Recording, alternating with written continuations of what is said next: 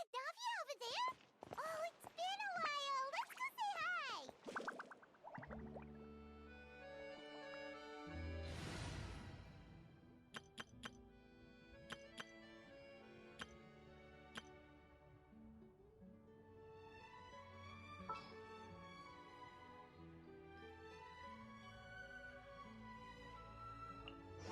Just what will we come across this time?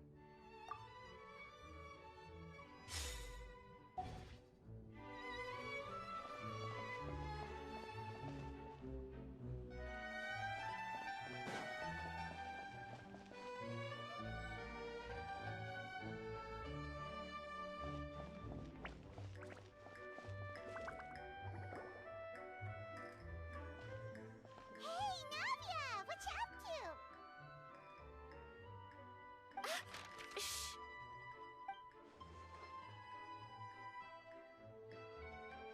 Get lost, Monica! I don't want to see you back here until you're ready to wake up and start doing things properly! Right now, you're a disgrace to my kitchen and to the Hotel de Boer name! It was an accident. I'm sorry, did you hear me asking for excuses? No, I'll do better, I promise. Why is she so aggressive? She won't even listen to what the poor girl has to say. Oh, hey, cut her some slack. You gotta at least hear her out. Wait! Huh? Who do you think you are telling me? Wait a sec. Navia? So, you're bringing backup now. Suit yourself! You're still wasting your time!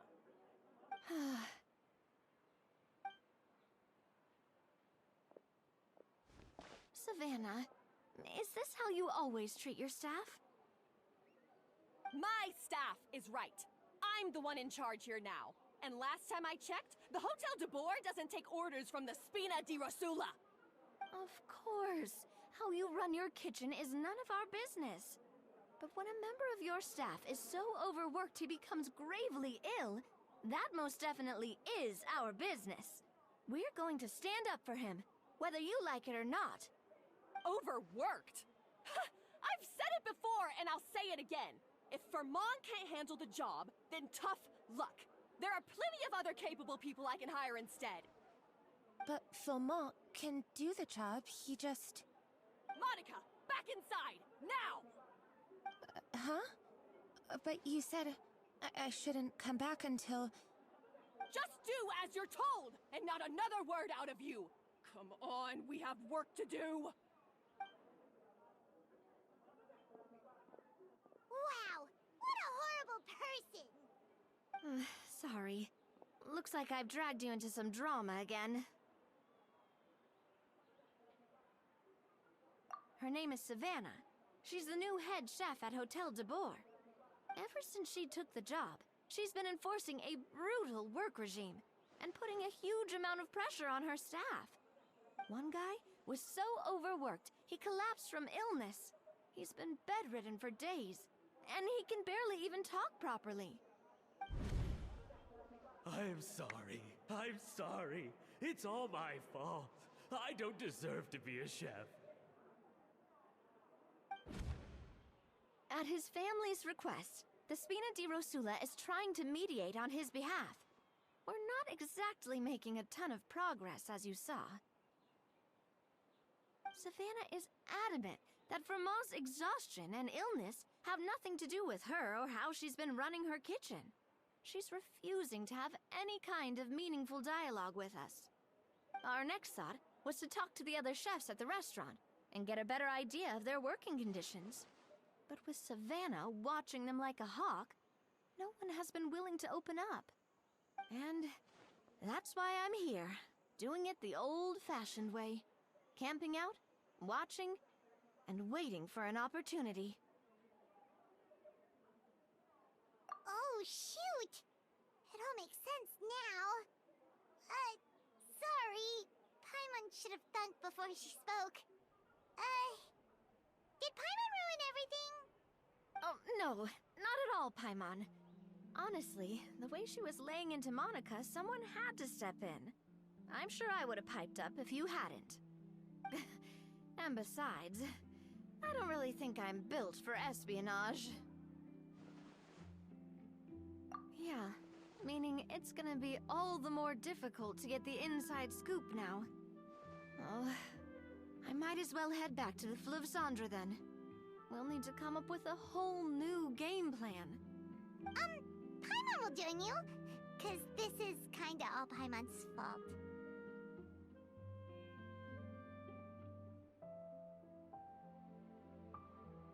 Oh, guys, it's fine. You don't need to worry about it. That said, if you were planning to visit the Fleuve Cendre anyway, let me take you out for a meal. I'll make sure it's a proper feast. A really famous chef just joined the Spina di Rosula's tavern. Her name is... Sorry to interrupt. I just wanted to apologize for the scene you witnessed just now. We shouldn't subject our customers to that. This is a small token from us. It's some candy from Monica. She asked me to make sure it was delivered into your hands. Monica's the one apologizing? Huh. Clearly Savannah is the one who owes an apology. Our head chef has been a little highly strung lately. Sorry for everything.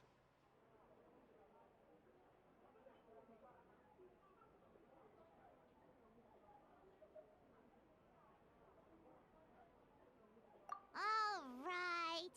Since there's candy, Paimon will drop it. Not the candy. Thank you for understanding. We'll make sure to pass your feedback on to Miss Savannah. A little highly strung, huh?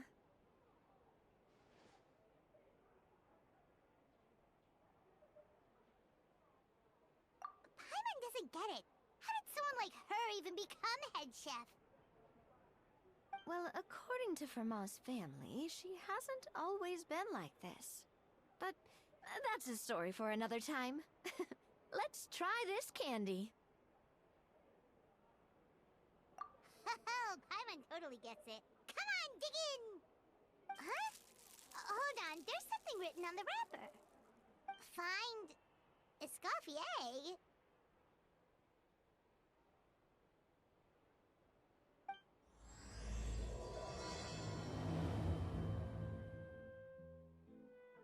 Escoffier? Could this mean... Huh? You know that name, Navia? Yeah. Let's stick to the plan and go back to the Fleuve Cendre for now. That's where we'll find Escoffier anyway.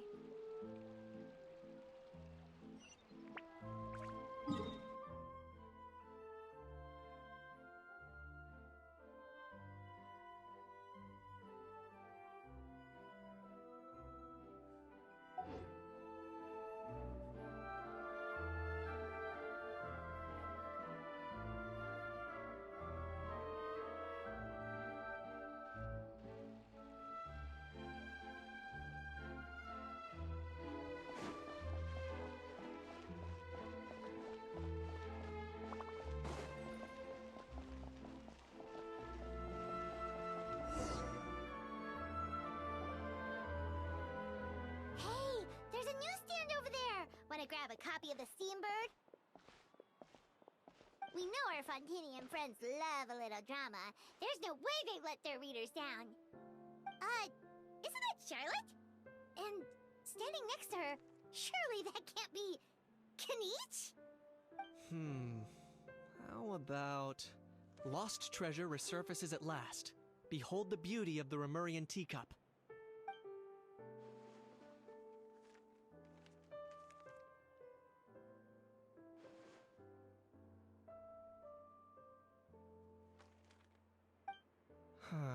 Pretty shocking.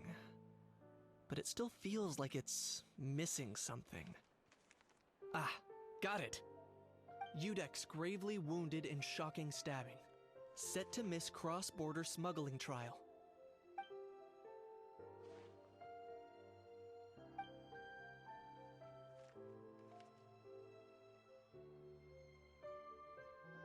Huh?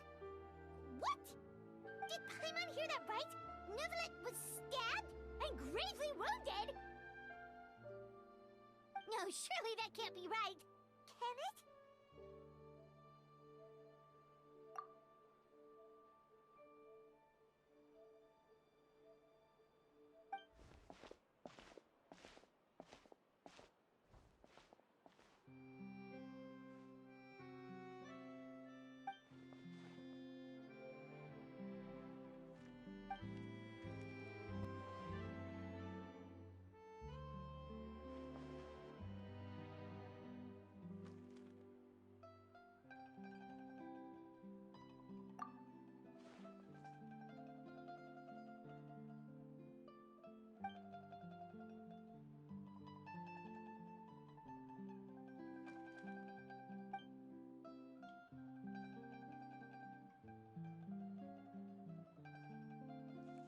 Hey there, you two. Fancy running into you here.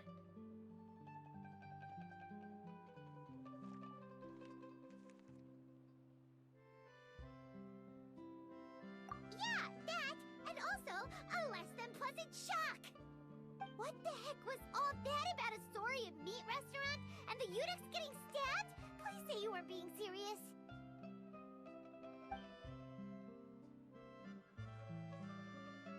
Trading tabloid headlines? Yeah. Charlotte and I were having a little contest to see who could find the most ridiculous fake news stories. Either I got lucky, or I have a knack for honing in on the most outrageous material.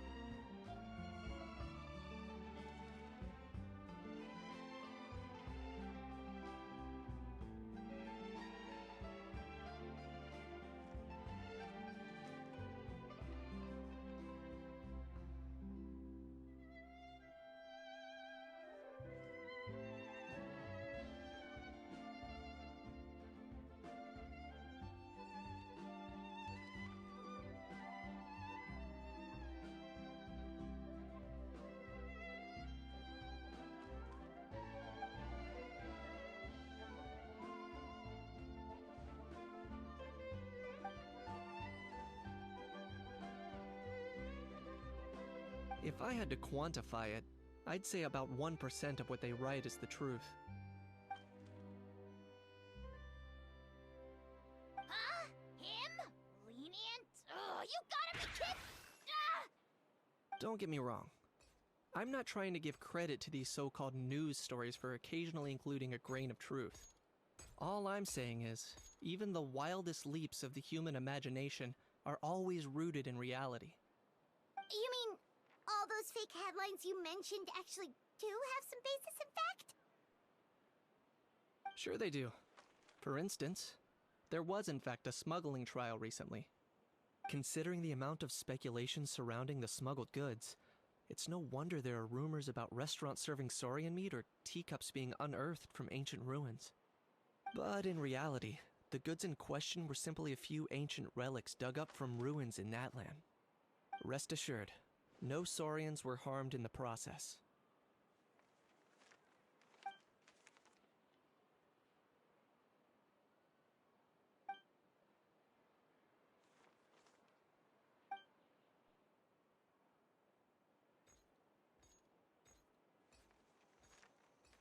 Oh, okay!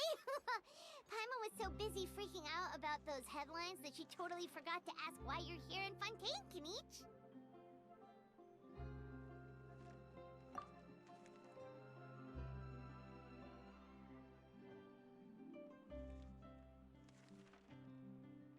It was a pretty open and shut case, and my testimony in court was clear enough. But I'm guessing, Mademoiselle Charlotte, that you're less interested in the case than you are in trying to uncover some news stories about Natlan.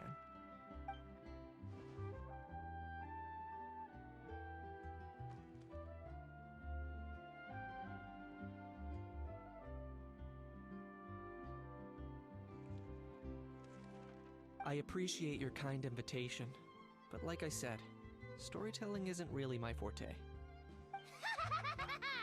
Kinich the speechless! Kinich the tongue-tied! Huh? If you're dead set on doing an interview, why not talk to the Traveler instead?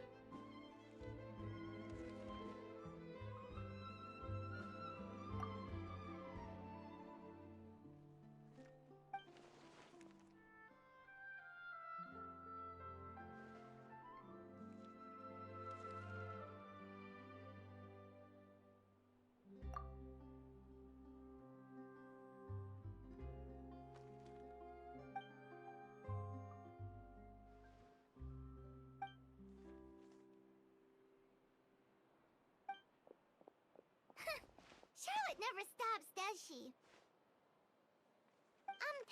Anyway, Paimon just has to ask. That owl thing that popped out before, or was it a howl? It kind of looked like a howl, but at the same time... Oh, that thing. Yeah, that was a howl. Huh? What's up with him? Like, he's still noisy, but he's way quieter than before. It's like he's trying to hide or something. Could be. Not acclimatizing? Aw, poor Almighty Dragon Lord is not feeling well. Too bad he can't come out to argue back. What do you mean?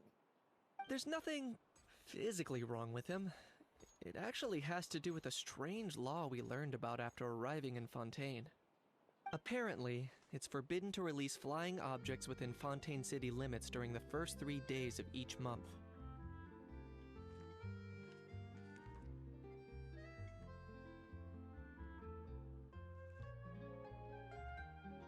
Paimon sure does. Paimon's been down this road before. There's an easy solution. As long as Kaniche holds onto a house tail, he'll be considered an Almighty Dragon Lord balloon, not a flying Almighty Dragon Lord. Not gonna lie, I was considering that. But Ahau wasn't too thrilled with the idea of huffing and puffing away in the form of a mini helium balloon. That said, it's pretty annoying how he keeps randomly popping up all of a sudden. Anyway, this morning I saw a notice outside the Palais Mermonia about an event that's set to take place outside the city soon. Something to do with filmmaking. I hear that's all the rage here. I was planning to stay here and do some exploring for a few extra days anyway, so I think I'll go check it out. It'll be a good chance to let that noisy helium balloon out. He might even learn a thing or two. If you're free, why don't you come along?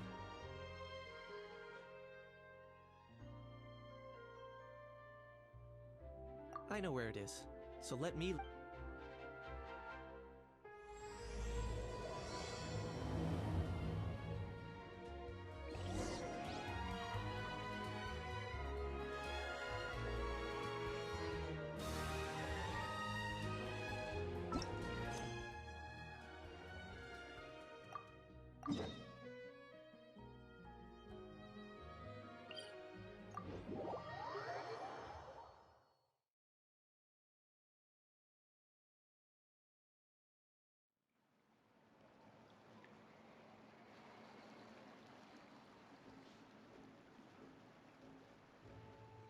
So, who is this Escoffier, anyway? Well, for starters, she used to be the head chef at the Hotel de Bourg, before Savannah. She recreated the legendary Gâteau de Bourg and restored the restaurant back to its former glory. Safe to say, she's the most renowned head chef in the Hotel de Bourg's history, after the culinary genius Modeste himself. Gâteau de Bourg? That's the super exclusive cake that they only sell a few slices a day, right? Wow. Why the heck would she let Savannah take her place? Well, apparently, the Hotel de Bourg was reported for a safety incident. Someone claims that the kitchen was adding an illegal substance to their menu. But none of the chefs had any idea how it could have gotten into the food. In the end, Escoffier decided that as head chef, she should take responsibility. And she was sent to the Fortress of Meripede. The Fortress of Meripede?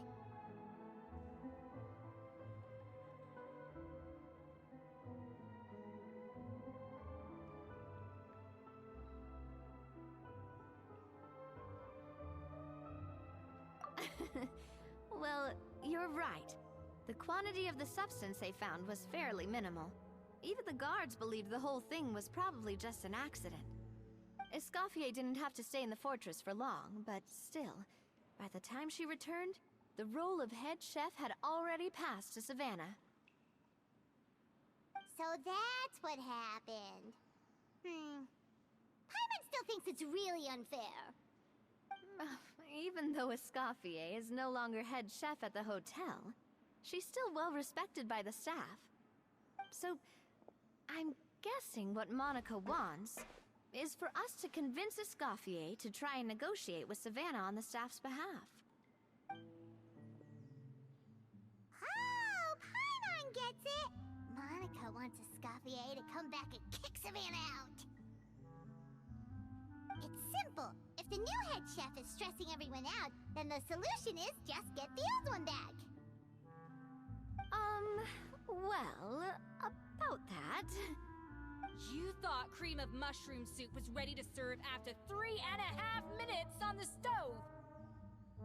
You'd have had more sense serving hot water with ice cubes. At least then you wouldn't have wasted all this perfectly good cream and mushroom! What do you say, Hilaire?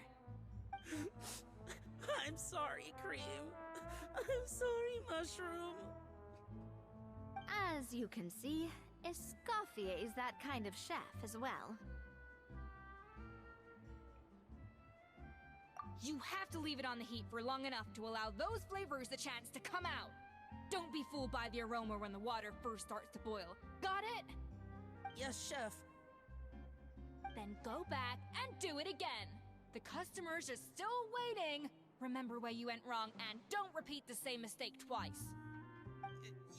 Yes, Chef.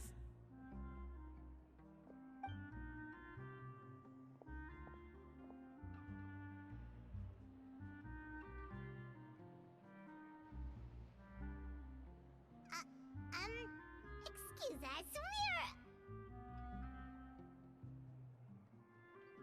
Waiting to be served? Sorry, we're pretty busy. I'm afraid you have to join the line.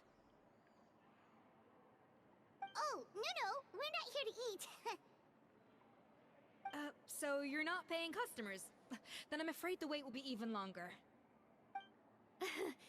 It's hard to talk to Escoffier when she's in the zone. Let's take a seat. We can catch up while we wait.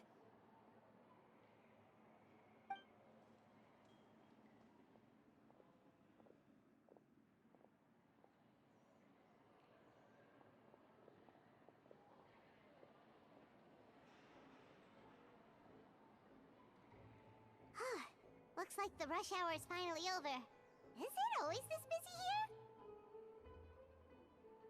These days, yes. I'd say business has tripled since Escoffier joined as temporary head chef.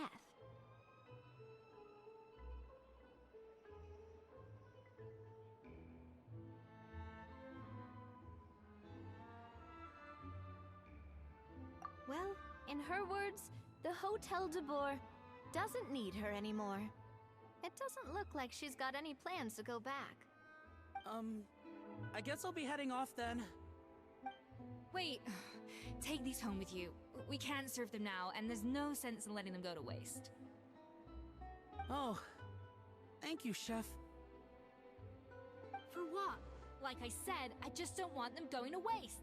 Oh, and tell Fiamma to get well soon, so you're not running yourself ragged every single shift.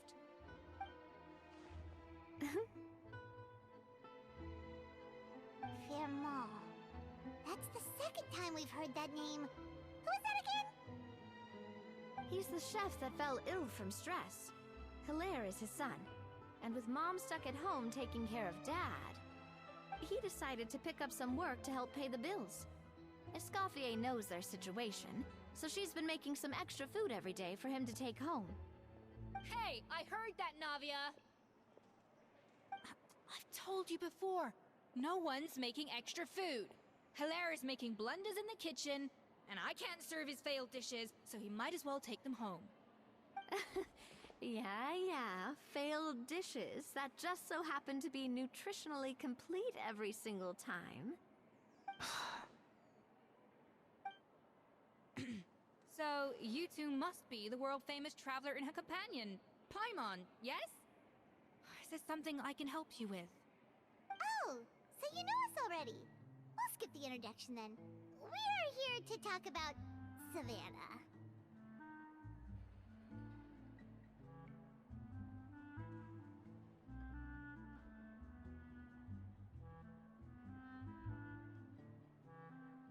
Oh, I certainly am. The Spina's headquarters are right next to the tavern. And I've lost count of the number of times Navi has come to pester me about it. But I don't work for the Hotel de Boer anymore. And being ex-head chef doesn't give me the right to interfere with that business. Besides, I'm the one who persuaded Savannah to take the job in the first place. What? Well, she was a much gentler person back then. A little timid even. She wasn't at all confident that she was the right fit for the role. That's hard to believe. Are we definitely talking about the same Savannah here? Honestly, I do wonder if she's just emulating me. I mean, I'm not the most pleasant head chef to be around either. Anyway, suffice to say that given the history between us, it'll be tricky for me to tell her she's doing her job wrong without coming across like a huge hypocrite. Fiamar and the others probably think that Savannah gets it all from me. I wouldn't be so sure about that, Escoffier. Look at this note we got from Monica. She mentioned me. Whatever shortcomings you feel you have, it looks like Monica still trusts you. As for the others, well, how can you know what they think unless you ask them? Monica. Plus, it's not like we're asking you to storm in there and raise hell. We're only in the initial phase of our investigation. All we're trying to do is get the other chefs to open up to us. Oh, Monica. Oh, Monica! Escoffier? I can't believe her!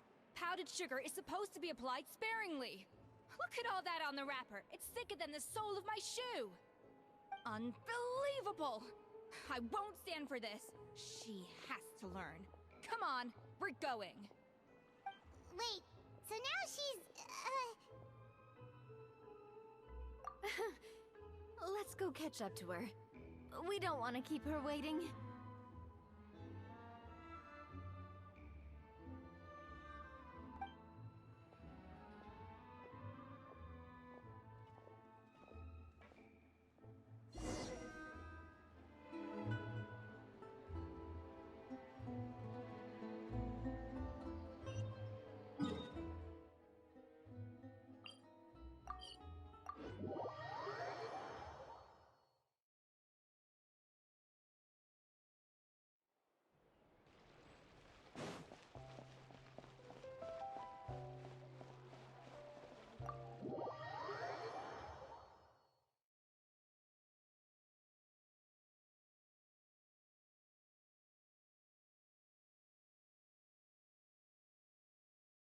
Wait, she looks like... Is that Escoffier? Escoffier's back? Yes! I've missed her cooking! I was just saying, Hotel de Boer is nothing without her. You can't match Escoffier's talent.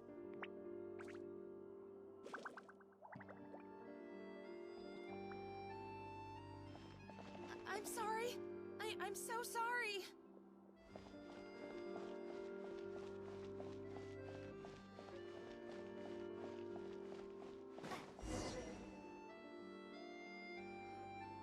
I'm sorry. I'm so sorry. I messed up your order.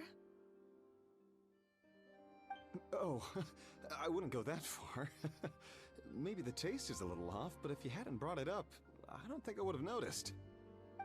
But please, you have to forgive me or Chef is gonna... Okay, I know. I'll kneel before you. What the heck? Get up, Monica! Can't you see that you're just making your customer feel more awkward? Escoffier? If you want forgiveness, Then do what any self-respecting chef would do. Make the dish again. And this time, get it right. You cannot go begging your customers to feel sorry for you. Savannah said that I'm not allowed back in the kitchen until I've corrected my mistake. But if I can't go back into the kitchen, I can't do the dish over. That's some backwards logic. How can you fix your mistake without being allowed to cook? If this is what Fermat had to put up with, then no wonder he had a breakdown. We apologize for interrupting your meal, sir. It's fine. With my layman's palate, it's not like I can tell the difference anyway. I was actually quite enjoying my meal until she appeared out of nowhere and started apologizing. Gave me a bit of a fright, to be honest. Oh, well, it's because Chef Savannah tasted a bit of the leftover soup from my pot and then threw me out of the kitchen. Gosh, that's pretty strict. Has she always been that way? I don't recall things being like this when Escoffier was head chef here. I gotta say, you're all looking a little worse for wear these days. I mean, Escoffier was strict too, but I think the difference is that her criticism was more constructive, so you knew what you did wrong and how to improve, and we all knew that it came from a good place. Chef Escoffier was hard on us because she truly wanted us to reach her level.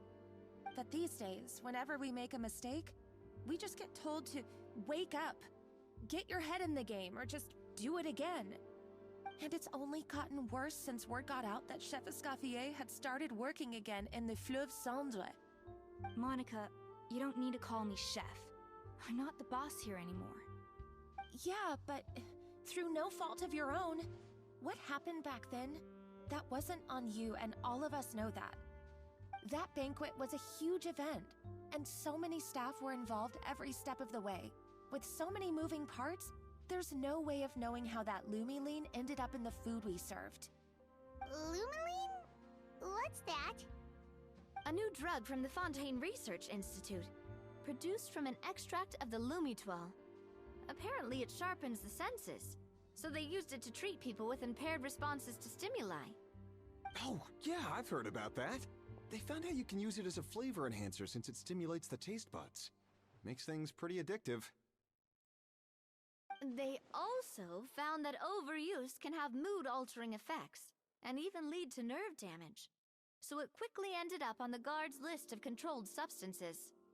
Unfortunately, however, some food products containing the additive had already made it to the market by the time the guards banned it from the restaurant industry. Everyone knows that in all likelihood, someone probably just purchased a batch of contaminated ingredients by mistake. But you took all the blame. We all know why. You just didn't want to see this turn into a place where tensions are constantly running high. Because everyone's suspicious of each other all the time. And now look at you. A fry chef in the Fleuve Cendre. What are you trying to say? Sure, the Spina's Tavern is no Hotel de Boer, but come on. It's not that bad, is it? Oh, the Fleuve Cendre, you say? Great. That's where I'm dining from now on. Monica, I'm very happy with my current job. And there's no changing the past. We just have to let bygones be bygones. Besides, at the end of the day, I was the head chef, regardless of whose mistake it was. Ultimately, the responsibility lay with me. If only Savannah was half the boss you were. I'm sorry? Do you have a problem with my conduct as head chef? No, chef. So, you do remember who's boss? Escoffier? I thought you'd left this place for good. What are you doing back here? What happened to you, Savannah? Why are you acting like this? When I turned this place over to you, You made me the head chef and gave up your right to tell me how to do my job. You're not the boss here anymore, so stop acting like you own the place. Whoa. Sounds like someone has a chip on her shoulder. Oh, Savannah! My God, have you grown a temper since I last saw you? Have you put even half the amount of energy into improving your cooking skills, or are you still using the Pluie Lotus as an off-brand marcotte, thinking no one can tell the difference? That's none of your business! What happened to not storming in and raising hell? Ho ho! I was not expecting to see something this spicy as soon as Escoffier returned. Huh? Fan Asian? Aye, miladies. Might I make a humble suggestion? Given that we have ourselves a tete-a-tete between chefs at the Hôtel de Bord, I dare say it would be de rigueur to settle this the traditional way. The traditional way? That can only mean one thing.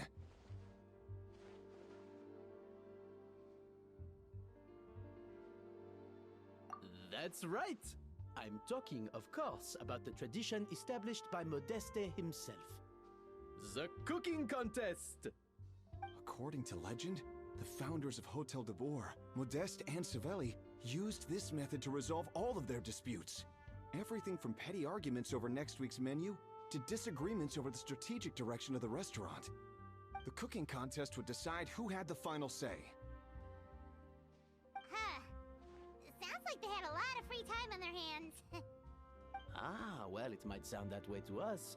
But in fact, the cooking contest played an enormous role in motivating chefs to hone their skills, reaching new heights of excellence in the culinary arts. And indeed, the reintroduction of this institution in recent years has surely been instrumental in transforming the Hôtel de Bord into the top-ranking restaurant in Fontaine. Reintroduction? Someone brought it back? Who? What say you, Escoffier? Surely you of all people won't back down from this challenge. It was you who put the rule in place, after all.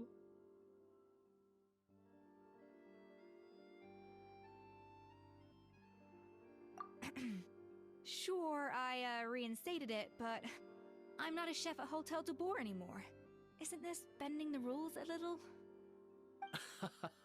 I see no issue as long as both sides agree to the terms. We could simply treat it as an exhibition of sorts. Savannah, any objections? Exhibition. Huh. No.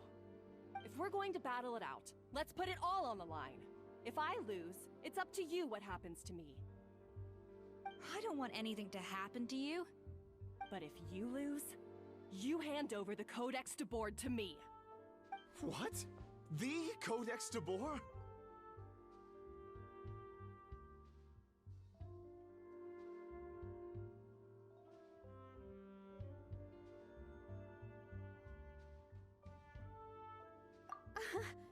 Only the legendary handbook written by the original head chef Modeste. It contains all his secret recipes, including Gâteau de Bord. It's the greatest treasure in Fontaine's culinary world, and only the present and former head chefs of the Hôtel de Bord have the right to read it. Present and former? Wait, but that already includes Savannah, though. What do you want that old thing for? You have your own copy, don't you? Don't take me for a fool. You know perfectly well what I mean. I want your copy, the original version, the one you took with you when you left us. I'm sorry, I must be missing something. You know, there's no difference between the original and the copy, right? They contain the exact same recipes. Stop trying to change the topic. What's wrong, Escoffier? Scared you're gonna lose to me? Or are you scared of me getting my hands on the original Codex? Savannah, you may remember that we gave her the original as a parting gift, to thank Escoffier for her years of service. Asking for it back feels a little, Oh, I'm sure it won't be an issue, as long as both sides agree to the terms. Those were your words, weren't they? And as for the contest itself, let's make it a bake-off. Gâteau de Bord, per the recipe in the Codex. Well, Escoffier, you against me. Are you in or out? You sound surprisingly confident. Alright then, let's see how much you've actually grown. I hope you surprise me, Savannah. I'd hate to find out that all you've learned after this long is how to chew people's heads off. Believe me, I'll show you. Escoffier, are you sure this is a good idea? You accepted her terms a little hastily. Oh, it'll be fine. Let's head back to the Fleur of Cendres so I can get prepping.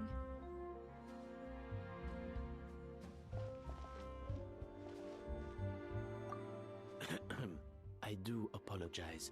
This whole ordeal reflects rather poorly on us.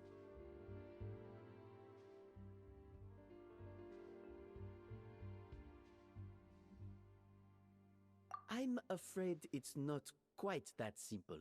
The Hôtel de Bord runs as more of a partnership, you see. It was founded by two friends, Modeste and Savelli, and it's been that way ever since. So, while I am technically Savannah's boss, it's not really my place to interfere with the business of the kitchen. To be perfectly honest with you, that's part of the reason why I suggested a cooking contest.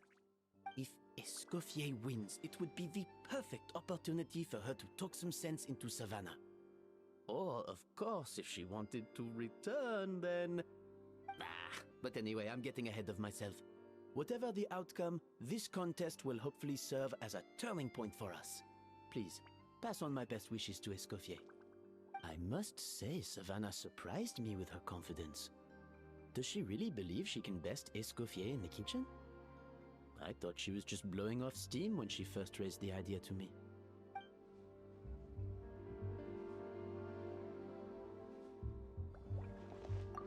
I can't believe I got to witness that firsthand. I only stopped by here for a quick meal. I definitely got my Mora's worth today.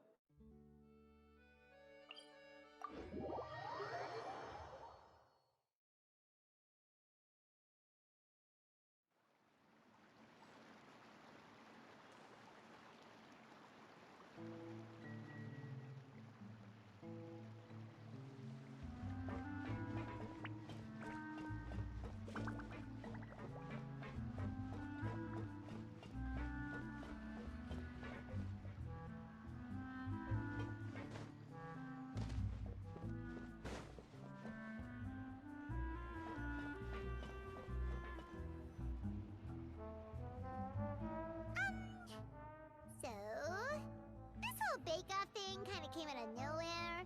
Was it really sensible to just go along with it? Well, I got a sense that she's holding something back. But we chefs always express ourselves in our cooking. So if she won't talk, this might be the best way to find out what's really going on with her. Huh? Holding back? Sure didn't sound that way to Paimon. Escoffier only picked up on it because she's the same way. Always closed off, never letting you know what she really thinks. That's patently false, at least where your macarons are concerned. I've been nothing but truthful with you about the disgraceful amount of sugar you use. Okay, that's one case where you can keep your thoughts to yourself.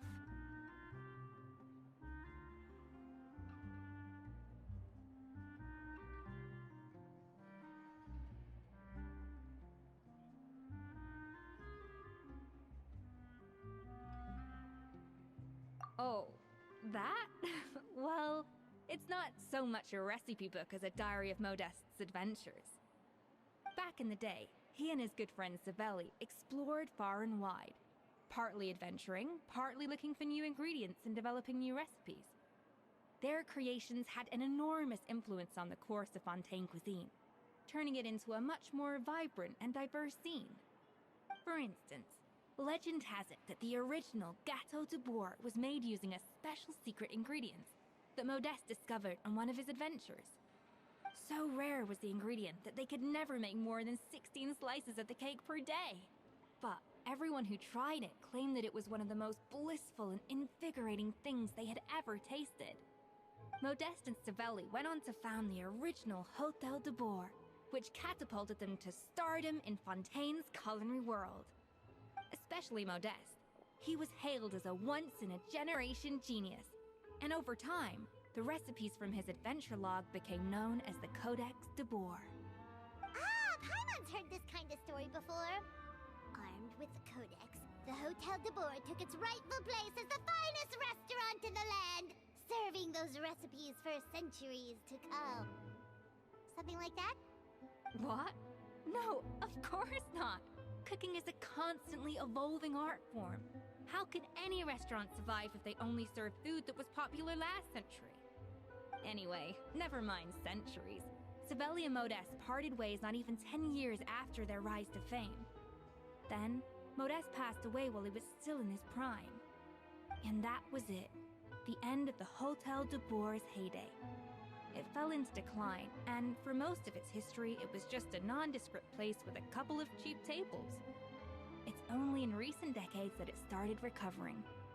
Even then, it still took numerous relocations and changes of management before we finally ended up with Vanigem and the restaurant we have today. Oh! So the Codex really isn't all that, then. Paimon figured it was like one of those mystical books they have in Liwei's martial arts novels, where the main character learns all their secret powers from. Yes, well, that's fiction, and this is reality. You can't meet the tastes of modern diners by following some ancient recipes from a dusty old book. Case in point. Even the Gâteau de Bourg they sell now is actually Escoffier's reimagination. Wait, really? Why, though? Didn't that recipe make it into the Codex? It did, but like I said, it's the dusty old book now, and the records aren't as legible as they once were. Not to mention that there's no way of finding the secret ingredient Modeste wrote about. So, reimagination is right. I consulted some historical records and took what I could from the Codex. But ultimately, the Gâteau de Bourg today is my own recipe. As for why we gave it the same name and kept the tradition of only selling 16 slices a day, well, you've got Vanigem's business sense to thank for that. Oh. Huh. Well, that kind of takes all the mystique out of it. Hey now, it might not be the original Gâteau de Bourg, but it's still the most delicious cake in Fontaine today. And who knows, maybe Escoffier's version is more suited to your palate. Just think, if the original truly was the perfect cake you're imagining it to be, there's no way the recipe would have been lost to history, right? Not to mention that the Hôtel de Bourg never would have fallen into a slump. Anyway, before I left my role as head chef, I made a copy of all the recipes from the Codex, including my own improved versions, and turned them over to Savannah. So why is she so interested in the original copy? Could it be a symbolic thing? Like, whoever holds the original Codex de Bourg is the true head chef? Well, it was clearly precious enough to give to Escoffier as a parting gift. Meanwhile, Savannah only got a copy. Maybe from her point of view, it's like management doesn't truly see her as being worthy of the role. You think so? The only thing is, it was her suggestion to gift me the original in the first place. Well, a joint decision by her and Vanigem. But still. What? Huh. Guess she's had a major change of heart since she became head chef. Yeesh. Who knows? We could speculate forever. Better to just let our gâteau do the talking.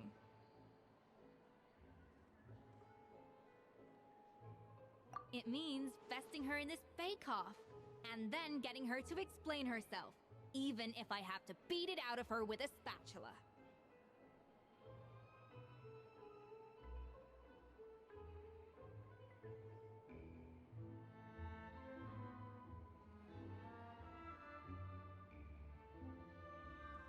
However much she's changed since we worked together, I believe that she still has her chef's pride. And if she respects the art, she'll respect the outcome of our contest. Well, I'm confident that you and your spatula can get justice for Froment. All you need to do now is win the contest. But that should be a breeze for you. Let's not get too ahead of ourselves. Gâteau de Bourg is very complicated to make. Usually, it takes 3 chefs working in tandem to cover everything. Now, if I had to push it, I could probably do the work of 3 chefs myself. But I'd prefer to play it safe if I could find a couple of assistants in time. Well, that's easy. The 3 of us are veterans in the kitchen. You just need to pick 2 of us. Well, I have heard the Traveler is an accomplished cook, as well as a warrior. But be warned, I will hold you to exceptionally high standards. Think you're up to the task?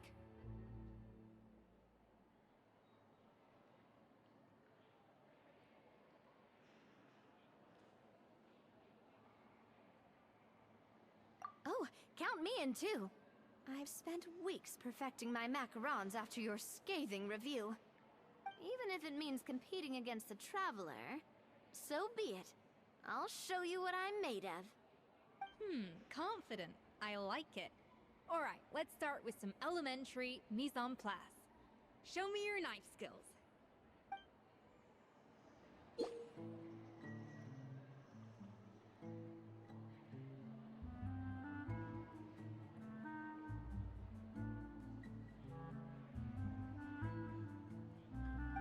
I've always called it chopping stuff up, not mise en place. But it's basically the same thing, right?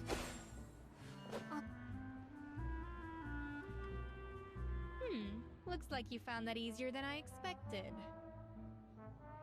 Yeah, thankfully it was pretty straightforward in the end. You made it sound like we'd be carving statues out of fruits or something. Well, brace yourself, because the next step is anything but straightforward. I'll be using this cold press to extract flavor compounds from the ingredients. A kind of special food processor I got the Fontaine Research Institute to make for me. It uses cold temperature extraction to isolate the essence of cooking ingredients, which can then be used to flavor dishes more precisely. But this isn't exactly standard kitchen equipment, so that probably didn't make a whole lot of sense. Let me give you a demonstration instead.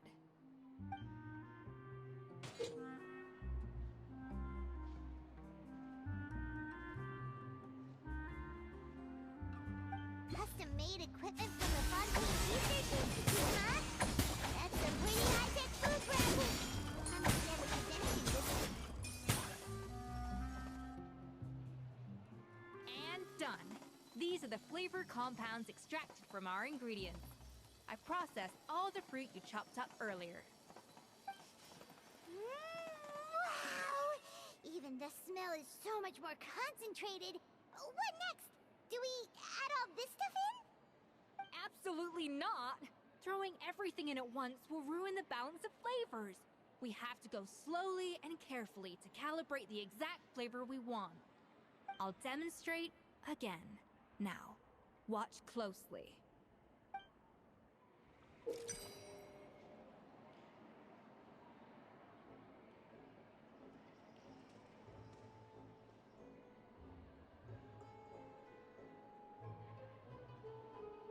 Slowly.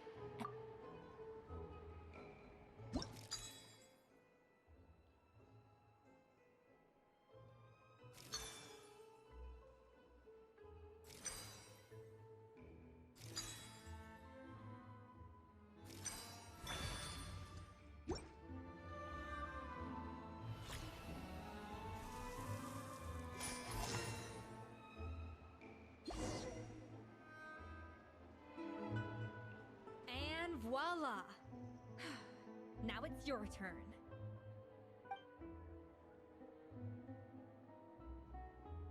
Not terrible. Considering this was everyone's first time blending flavor extracts, it could have been worse. But the Traveler's work was surprisingly good. Are you sure you've never done this before? You got almost perfect results on your first try.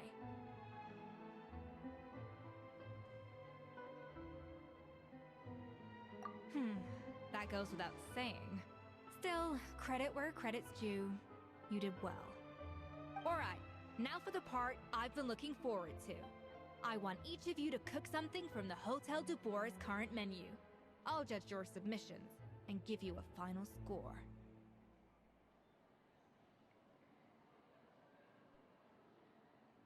That's right. The true test of your cooking skills is the finished product. It'll be good practice for the contest itself. Now get to it. Chop chop!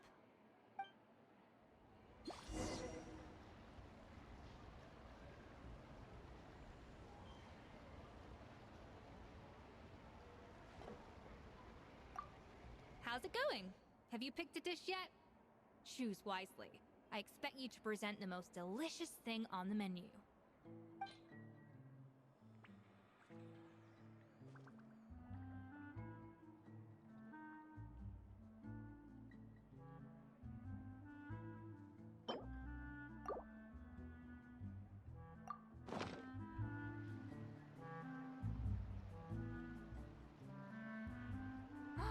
Look at that! With the grace of a snow-winged goose, as I like to say. Now, let the grating commence.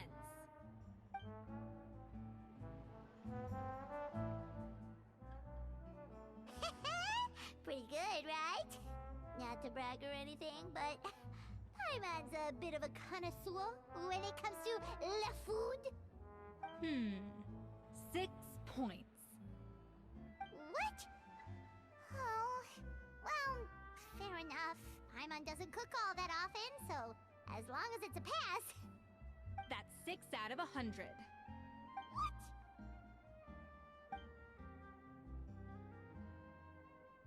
You say you're a connoisseur, but it's quite clear from this dish that you have far more experience consuming food than creating it. By that logic, I suppose you think listening to Lady Farina on repeat every day would make you an opera singer. Aww. Oh, me next, me next! I'll have you know that this batch of macarons has 2 whole tablespoons less sugar than my previous ones. So you went from 12 tablespoons to 10? Well, it's nice to know you actually measured it out. Because it tastes like you just threw in whatever was left in the jar. 6 points. Aw. Now to the final dish. So, what do you think? This is our last hope. 8 points. Darn, that's barely higher than what we got. Not exactly. The color is spot on. Beautiful aroma. Excellent presentation. I have to give this one 8 points out of 10. Maybe even 9 points. Huh? How did you pull that off? Don't get me wrong. There's room for improvement. But still, this is clearly the work of an accomplished chef. I can tell that you've put many hours of work into honing your skills in the kitchen. I can really taste the grace of the snow-winged goose in this dish. The traveler's journey, with all its trials, tribulations, and setbacks. Not to mention the frustrations of having a picky eater for a partner. Hey, you made that last part up! No way did you taste that! Well, it looks like I lost fair and square. I guess you'll be taking the Traveler as one of your assistants then? But if it takes 3 chefs, that still leaves 1 slot remaining. Maybe Paimon and Navia should keep practicing and see how it goes? Chef Escoffier! Oh, it's Hilaire!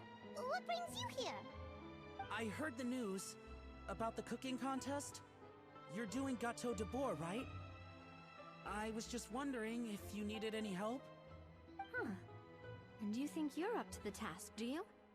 Oh, no, I know I'm not there yet. It's actually my dad who wanted to help.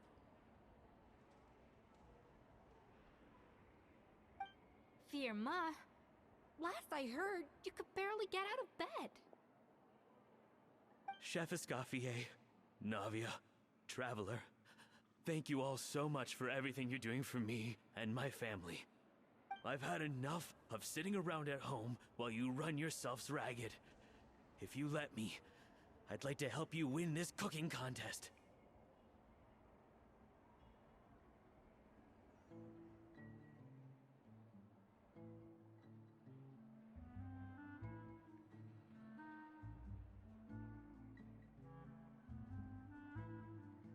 Yeah, I was gonna say the same thing.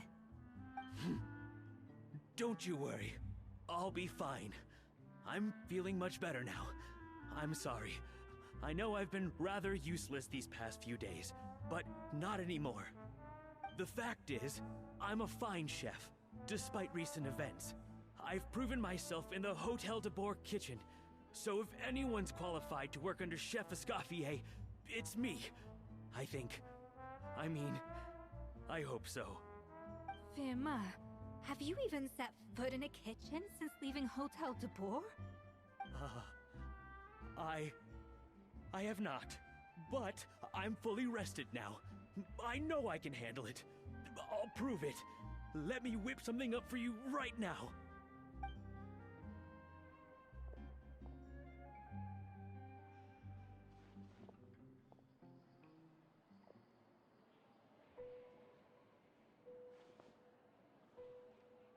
Huh? That's strange. Why are my hands shaking? What do you call this, Firma? I can't seem to grip my knife. Do it again! Again! Again! I... Hopeless. Get out of my kitchen yesterday.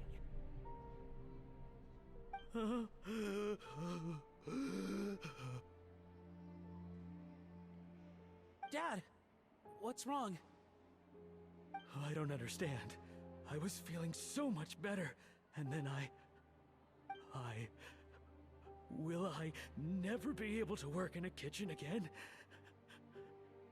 Dad, talk to me. What happened? I think the real issue here is not physical exhaustion, but psychological trauma. Monica, when did you get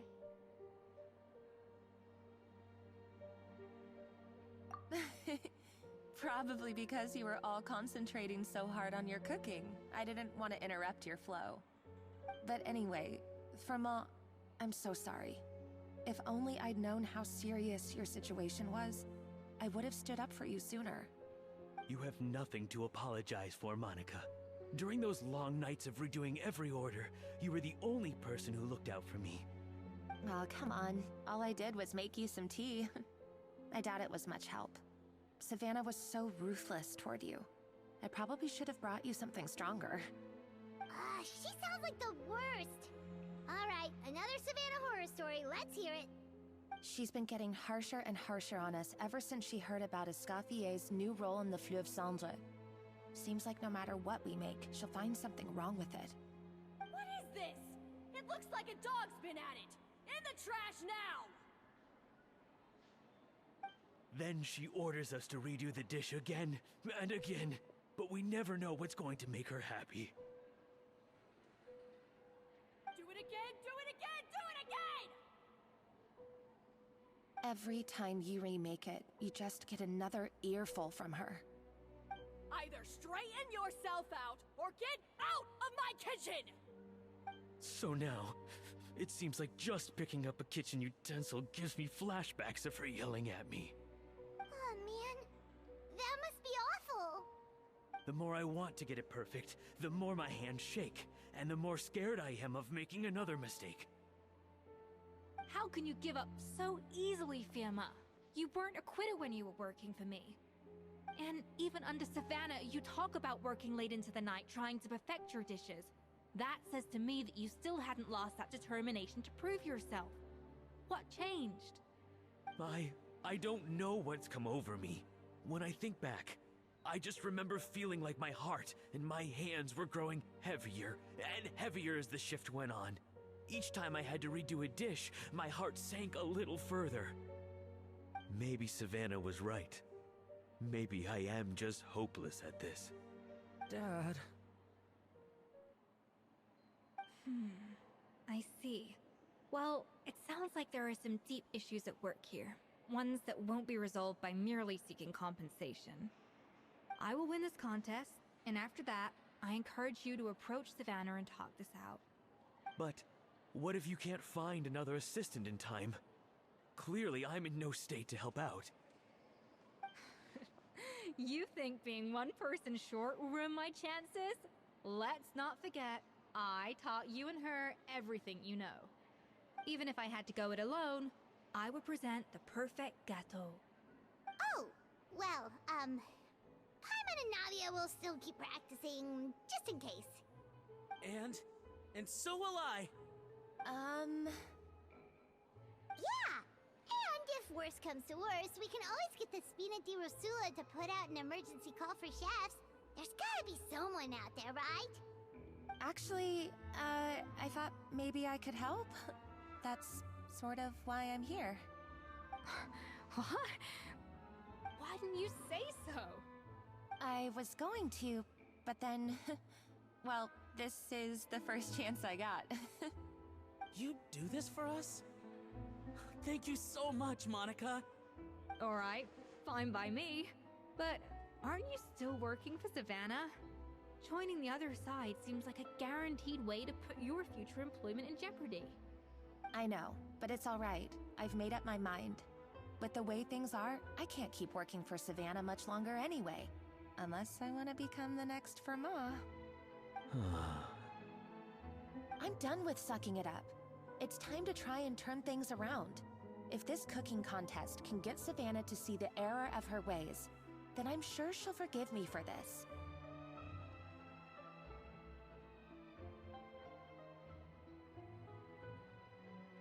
Well, Paimon didn't think we'd be poaching from Savannah's staff to get our third person, but there you go. Anyway, Monica's a professional chef, so nothing could possibly go wrong now. Great! Then it's settled. And to congratulate you all on making the team, I propose a Spina-sponsored meal to celebrate. Spina sponsored? Wait, you mean I'm cooking? Well, I promised the Traveler a feast in the Fleuve Cendre. And I know how much you've been looking forward to it. Yeah! Feast, feast, feast!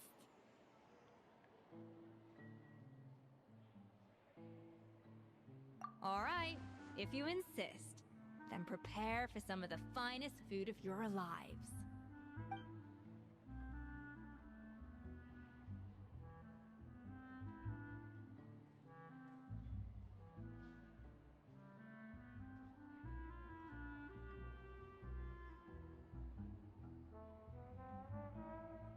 That's not a bad idea, actually. Wait, hold on. You need to finesse that further.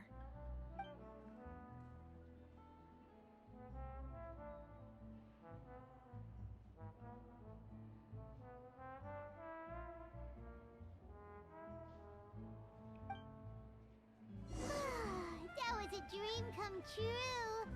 Paimon never knew Fontanian cuisine could be this good.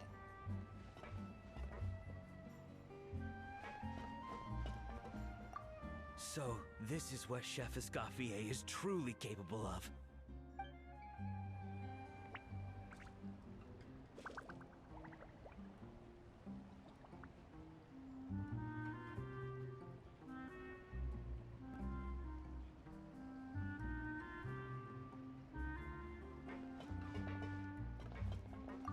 So, this is what...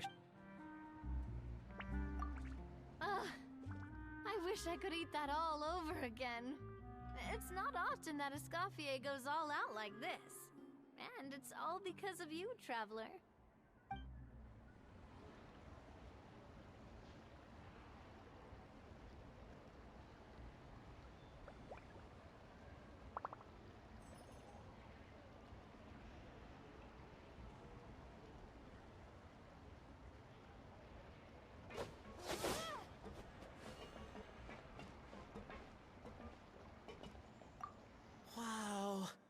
don't know if I'll ever be able to cook as good as that.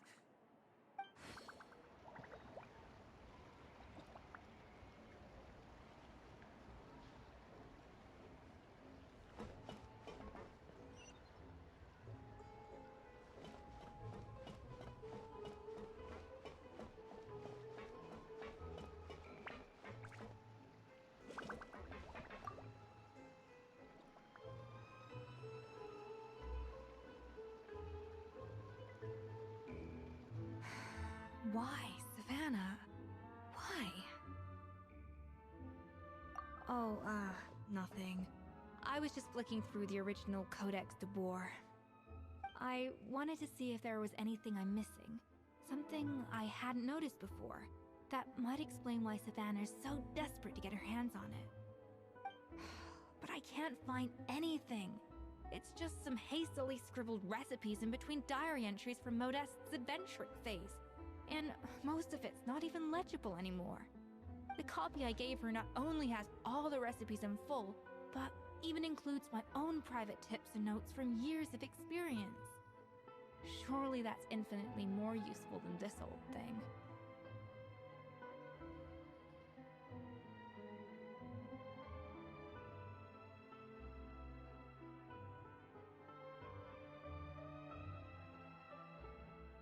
Yeah, maybe. Still, it's just hard for me to imagine that the Savannah I knew would go to all this effort just to make a point.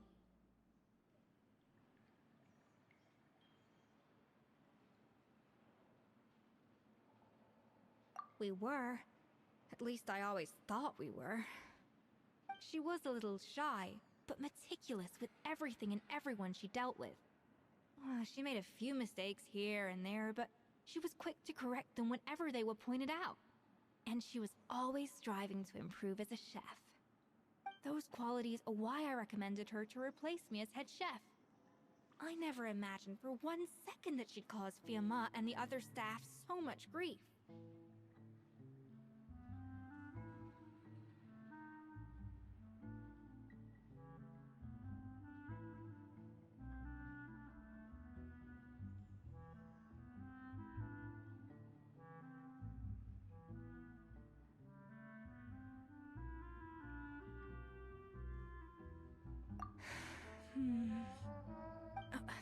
Well, I mean to an extent, of course. I pushed hard for her to get the role.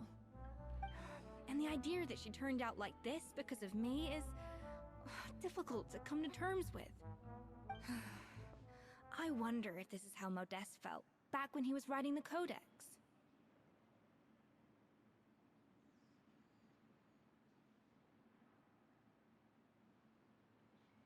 Yes, with his good friend and co-founder of the Hotel de Boer, Savelli.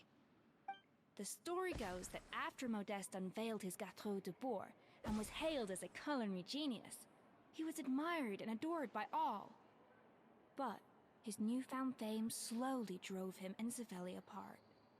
Unlike Modeste, whose every new creation was an instant hit, Savelli seemed to face setbacks at every turn. Doors that would swing wide open for Modeste would shut in Savelli's face.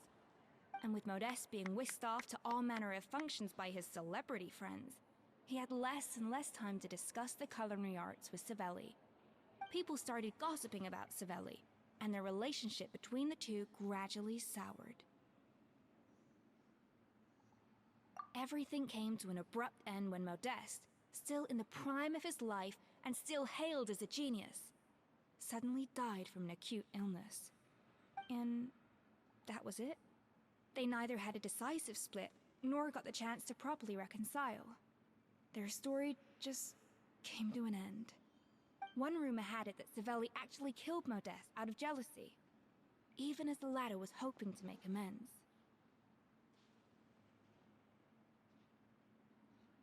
Unlikely. It's a popular theory, but there's no real basis for it. At least there are no records of Savelli ever being convicted of a crime. Still, beyond a point, there's no way of knowing what truly happened in the past. All we can do is try to make sure the present doesn't quite go as badly. And that's why I have to win this contest tomorrow. Then get the truth about everything that's been going on. even if it means cracking her open like a nut.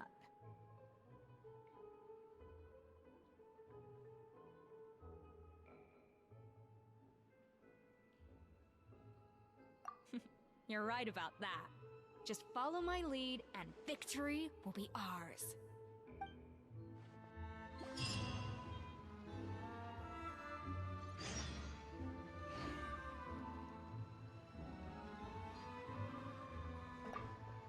Let's hope that Savannah isn't all sizzle and no steak. After all the work we put in, it would kinda be a shame if tomorrow was a complete cakewalk.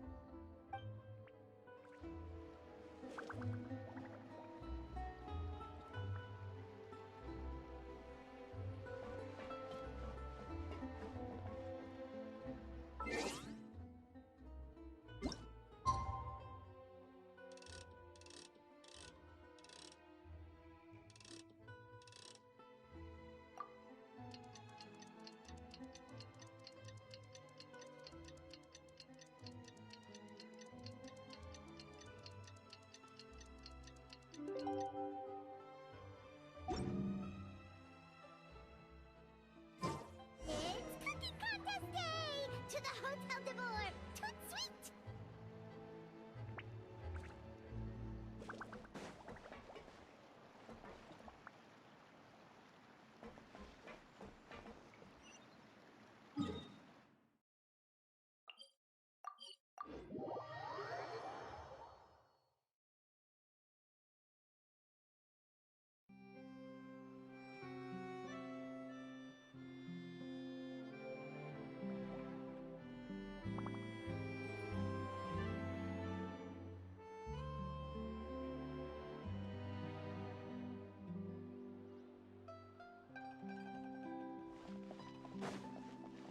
Did you hear the news? Escoffier's coming back for a cooking contest. Wait, seriously? Escoffier in a cooking contest? Now that I've got to see. I don't get it. Why would anyone in their right mind challenge her to a cooking contest?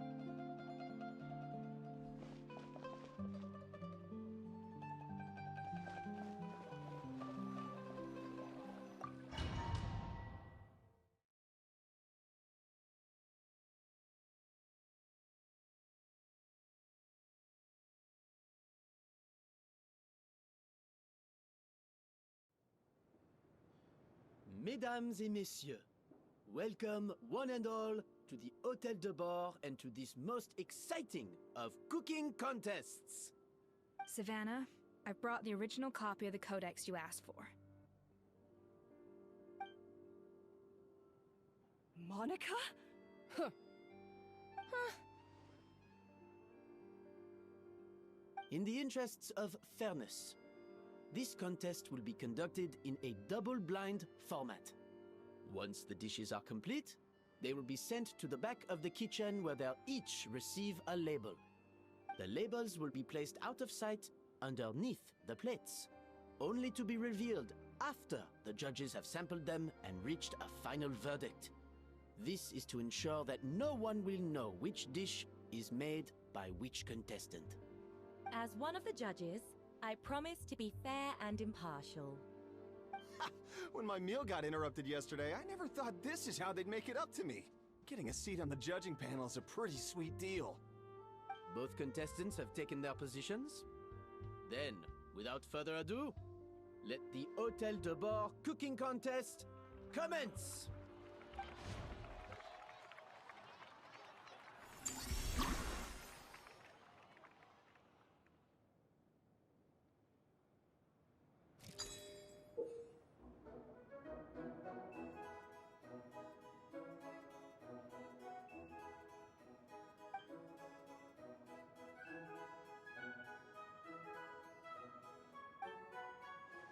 Monica, Traveler, it's go time. Let's do this. Alphonse, Gaspar, get to work! Do not disappoint me. Looks like our two head chefs are raring to go. Like an oven on full blast, this competition is quickly heating up. Even the best chef in the world can't flavor their food without prepping the flavor, right?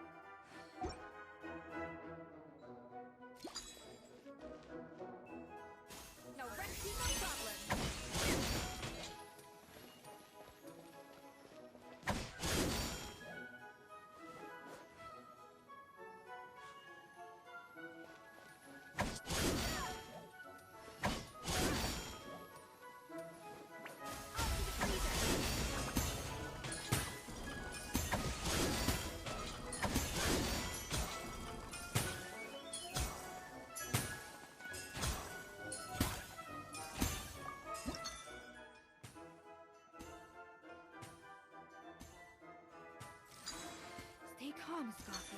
There has to be a way to balance the flavors. Just think.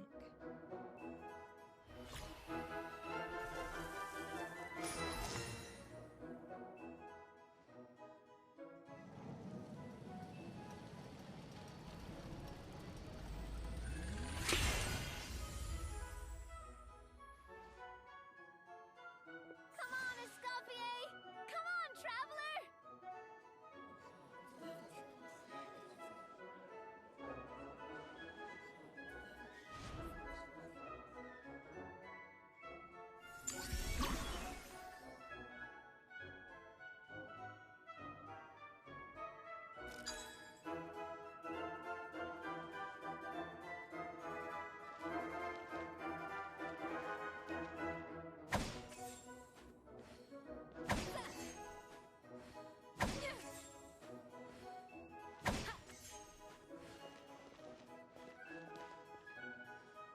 Alphonse! What are you playing at? That's not how I taught you to do it! Stop horsing around and do it again! Yes, chef!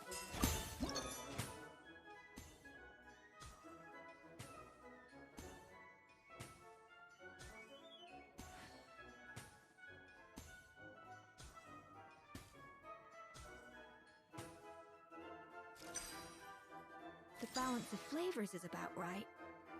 But the quantity is too low.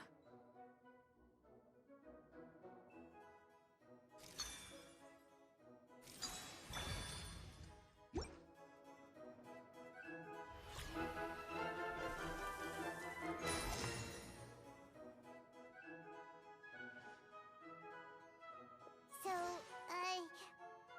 what do you think?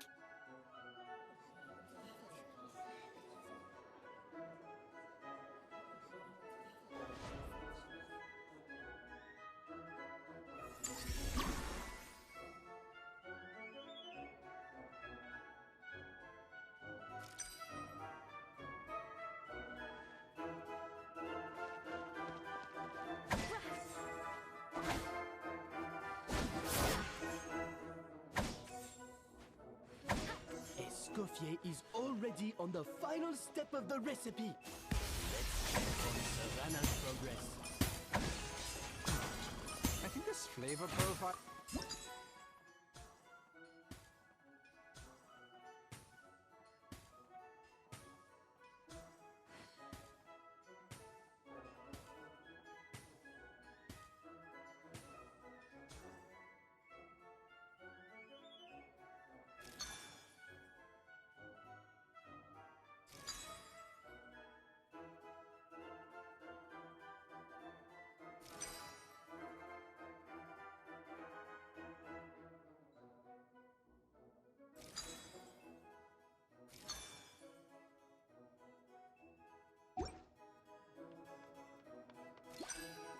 Enough! Oh, useless! Both of you! Make like an egg and beat it! I'll do it myself! Wow! Is Savannah serious? Can she really make up for lost time working alone?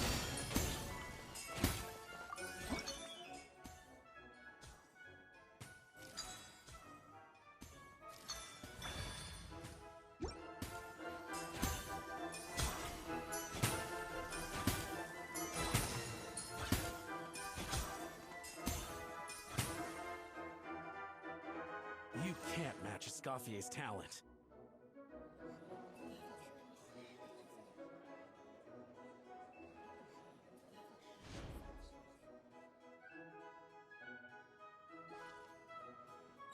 I present to you Gâteau de Bourg.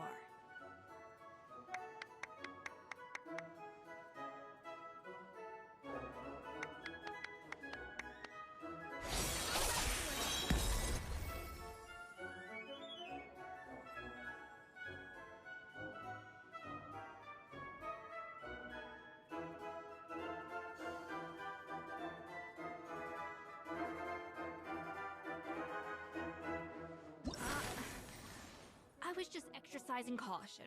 I had to make sure everything was perfect.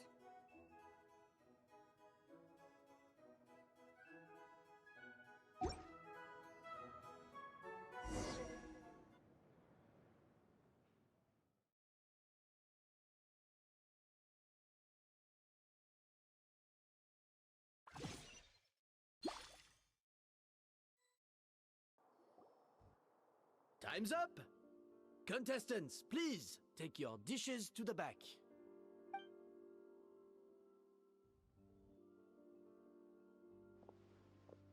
Huh.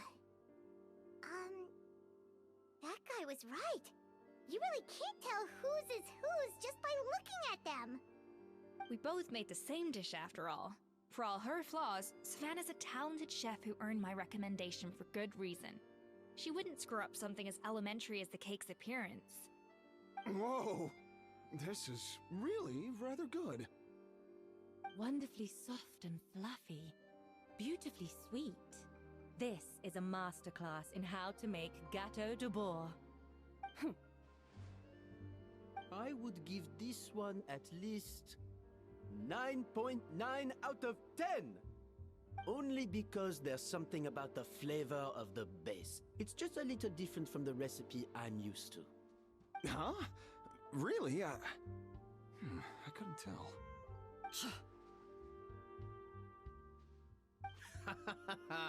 All right, on to gâteau number 2.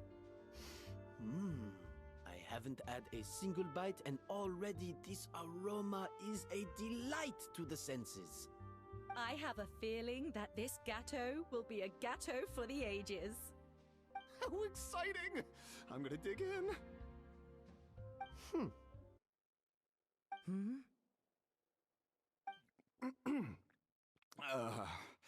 I think maybe someone got a little carried away when they were adding the sugar. Not just the sugar, it's the flavors too. This is all over the place. Who made this? It appears the decision is unanimous. This gâteau is far below the standard we would expect.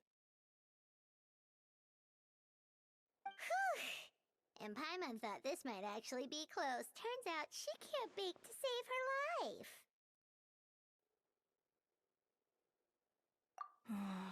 Something's not right here. Savannah may not be perfect, but no way is she this sloppy. I can now declare that the creator of the first gâteau has won this cooking contest. Now, all that remains is to turn the plate over and reveal the chef's name underneath. What? It's Savannah? No! That's impossible! Hey, Savannah! You cheated, didn't you? You cheater! What did you do? Oh, you swapped the plates, didn't you? Well, someone's a sore loser. These cakes went from the oven to the judge's table without me ever laying a finger on them. And everyone here can attest to that. It was Vanejem's staff who labeled them in the kitchen. If you're looking to accuse someone, why don't you start with them? Isn't it more likely that Escoffier's lost her edge? Oh, or maybe her assistants let the team down. You take that back! Judges, we demand a rematch.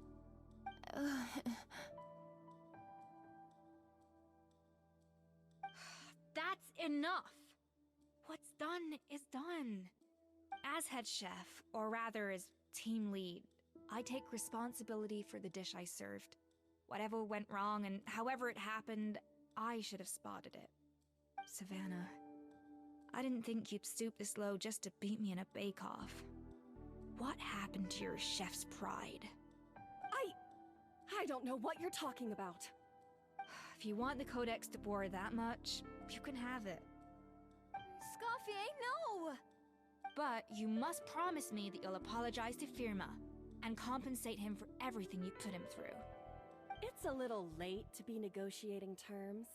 The contest is over and I won. That means you owe me the Codex, and I owe you nothing.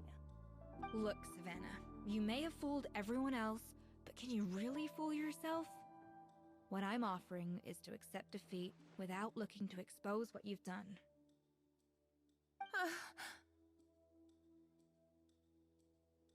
But only on the condition that you promise to stop putting so much pressure on your staff. Fine. I'll treat this as your final handover of duties from one head chef to the next. So, will that be all, ex-head chef? Or is there any other unfinished business you'd like to leave in my hands? I didn't mean that to be a scolding from your former boss. Just a word of advice from a fellow chef and a friend. But I don't know if you're even open to input from other people anymore. I know what I'm doing. I don't need your advice. Alright, fine. I'm glad to hear it.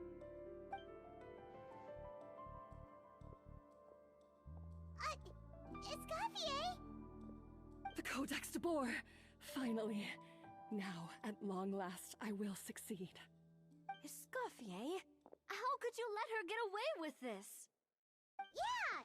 The Codex is a souvenir of your time here! Doesn't that mean anything to you? It's alright. It was just a bake-off, not the end of the world. I'm already over it. Besides, it's not all bad. She agreed to compensate Firma. That's mission accomplished for the Spina. Honestly, if I'd have known that giving her the Codex would solve everything, I'd have just done that in the first place. I mean, why bother with the whole cooking contest? It's such a waste of time and energy.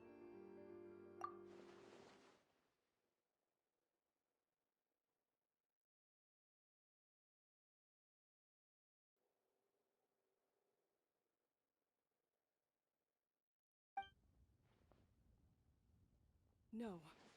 No! This doesn't make any sense! Huh? That's it? No secrets, no nothing? I don't believe it! This can't be happening. Oh, Chef Savannah! Savannah?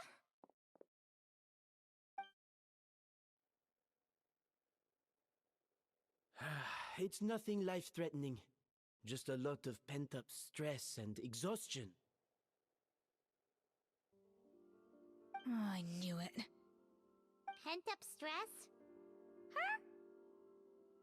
The truth is, however hard she might be on the rest of us, the person she puts the most pressure on is herself. Yes, there are nights when she makes us redo things over and over into the wee hours. But for her, it's every night. She'll hide herself away in the kitchen, working on new techniques and recipes, and only realize how long she's been at it when we come to work the following morning. But why? Why would she do that? Our best guess is, she doesn't want to be seen as less of a chef than Escoffier. And there it is. Even so, that's no excuse for taking her anger out on the rest of you. Yeah, and it's definitely no excuse for cheating in the cooking contest. Huh, about that, we honestly have no idea how she did it. We were focused on our own work the whole time, like she asked. Leone and Algalia were the ones I tasked with labeling the cakes. I've already spoken to them both. They're at a loss to explain it too. Not to worry. Come on, join me downstairs. I'll interrogate the guilty Gateau myself.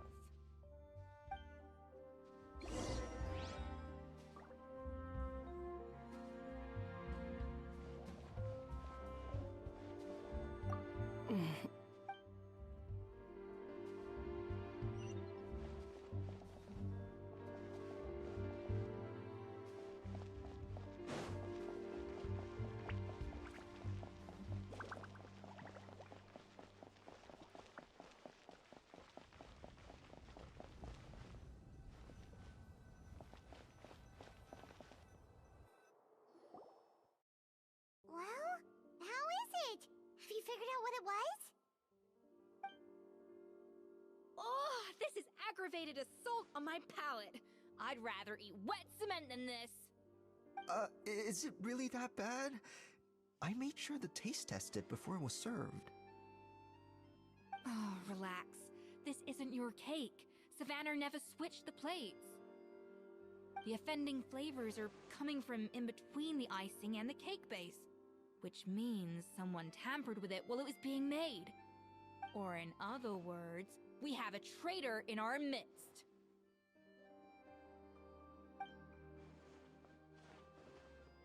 I'm sorry. I was forced into it. It was Chef Savannah. She said if I didn't cooperate, she would... Calm down, Monica. I've already accepted defeat. And if I wanted retribution, I would have brought this up when the results were announced. Whatever's going on with you, just spill the beans. There's no need to hide it.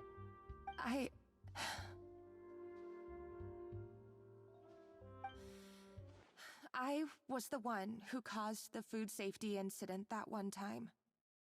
Food safety? Wait, you mean the Lumaline incident? So you procured the contaminated ingredients? I think so. Savannah and I were on procurement that day. I didn't check everything as well as I should have, and so I let contaminated ingredients make it into the kitchen. But I swear I didn't do it on purpose. I had no idea there was an issue with them, and I didn't know it would end up with Escoffier going to jail. But the last thing I expected was for Savannah to use it as leverage to blackmail me with...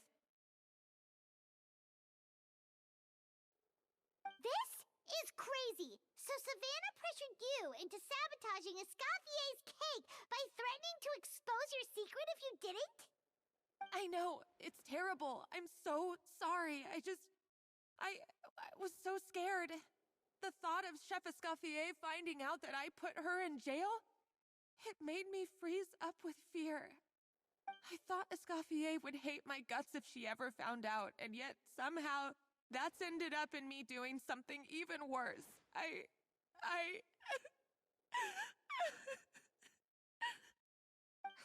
Seriously?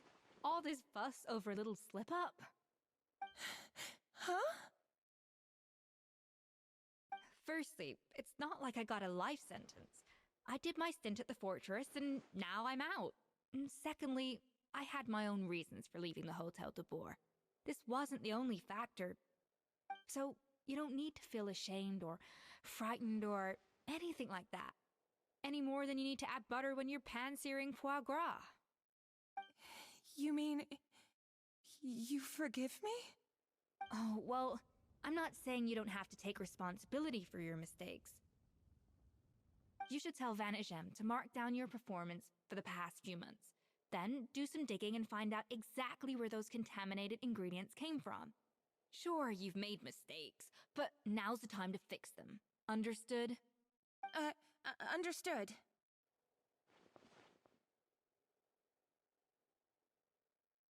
Good. Now, back to Savannah. What about the original codex would compel her to resort to blackmail? I have my suspicions. Not that I've got any proof to back them up, though. Ugh. What happened to me? I've overheard some customers murmuring about how the Hotel de Boer hasn't been the same since Escoffier left. They think our menu doesn't taste like it used to, especially our signature items.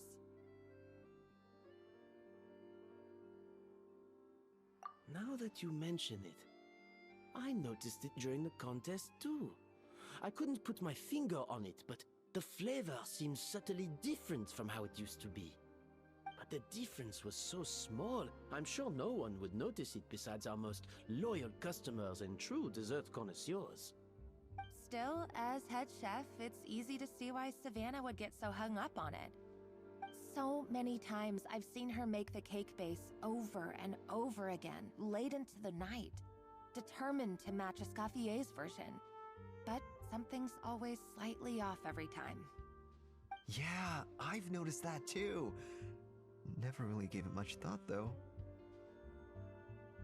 Thinking back on it now, it's clear that Savannah's been in a downward spiral ever since Escoffier left. She wants to prove that she can fill Escoffier's shoes. That's gotta be the reason. But after countless setbacks, she's getting more and more unhinged. And at some point along the way, she switched from doubting herself to doubting Escoffier.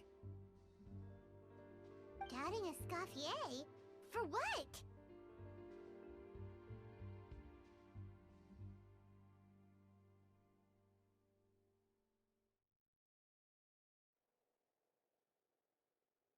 Yeah, It would explain why she was bent on getting the original at any cost. She must have thought Escoffier purposely omitted key details from her recipes when she copied them out. Also, she could retain her place as the #1 chef in Fontaine, the only one privy to all the secrets of the trade. Oh, for goodness sake. What a stupid idea. Of course. Then she finally got the codex only to discover that the secret recipes she's been pining for don't exist at all. Seeing how utterly wrong she was must have been a real shock to the system. It probably brought up everything at once. It overwhelmed her, and she passed out.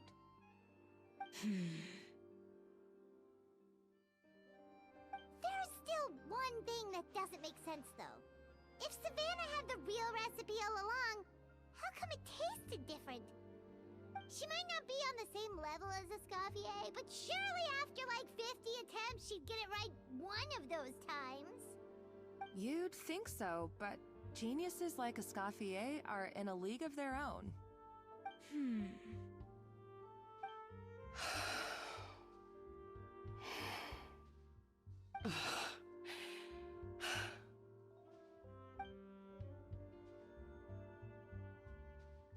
New head chef, you say? What's her name? I don't think I've heard of her before. I wonder, can the Hotel de Boer keep its edge without Escoffier at the helm?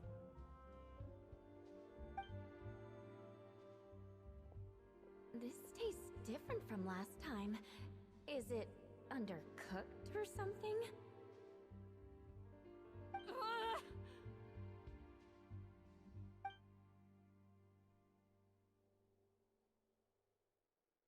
Take this. It's a copy of the Codex de Boer. From now on, you will be its keeper. Don't listen to the doubters. If I say you can do it, then you can do it. Even if you don't believe in yourself, at least believe in me. Hey, did you hear me? Once I'm gone, the restaurant is all yours.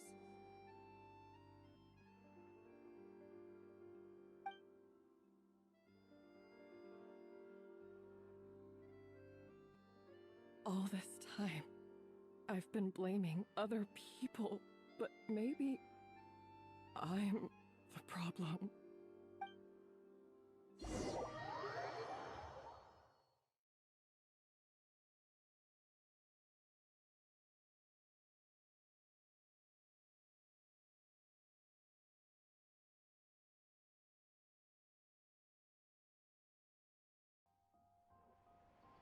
I sincerely apologize for putting everyone out. Savannah's awake now, but I don't think she's ready to speak to anyone yet. Let's give her the day to calm down. I'm sure you'll have the chance to talk everything out tomorrow. In that case, I'll go and update for Ma and his family. I wonder what he'll make of all this. So, we'll come back tomorrow then.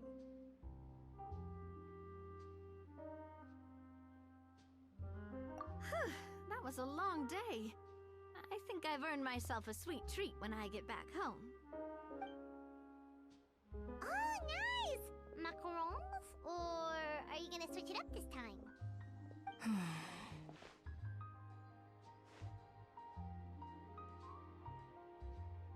Traveler, how much do you know about the snow-winged goose?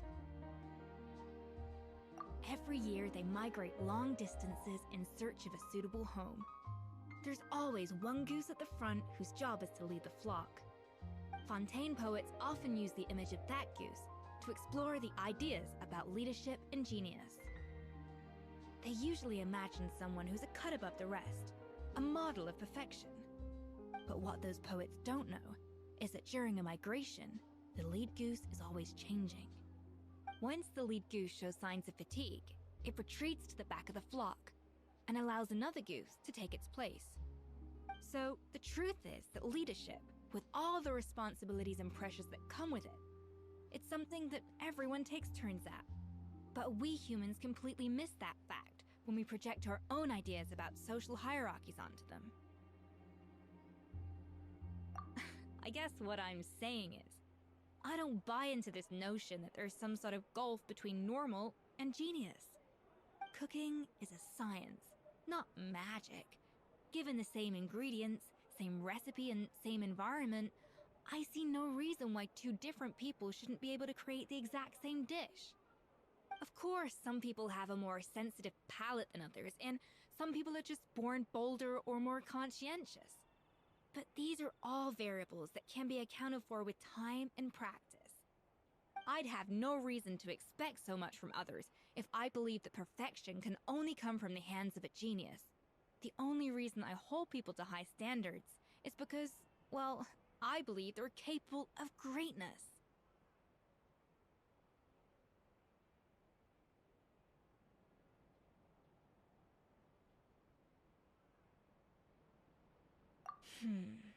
Okay, I've made up my mind. I'm gonna get to the bottom of why Savannah failed. And come tomorrow, I'll give her the scolding of her life, pointing out all the mistakes she's made along the way. Then she'll finally see the error of her ways.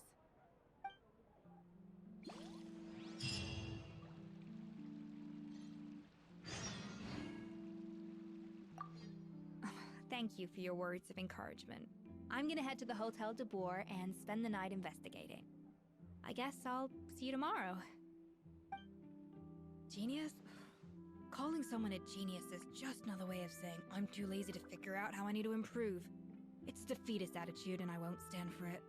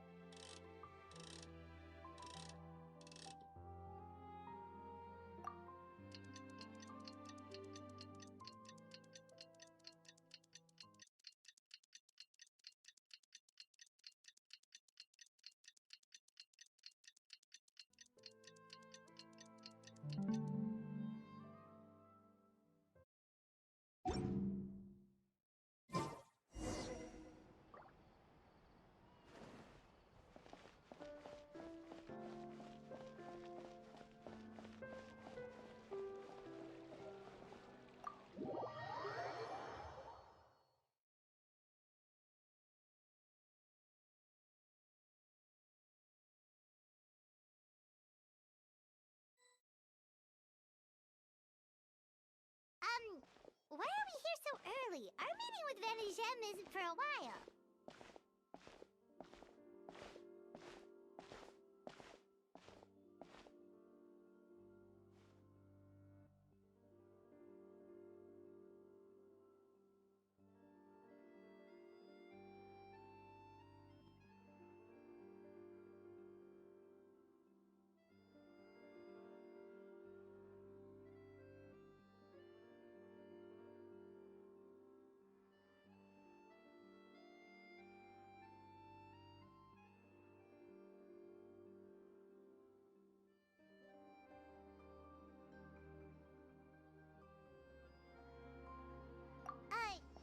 Check on her?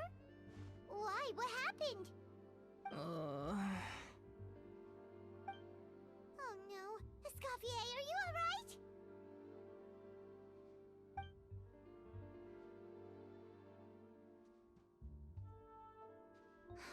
I'm fine. Just need to get some more coffee in me.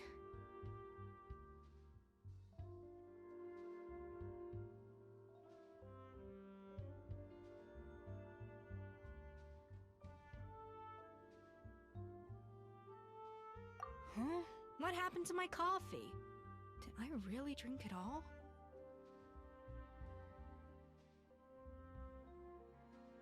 Alright. Thanks. I appreciate it.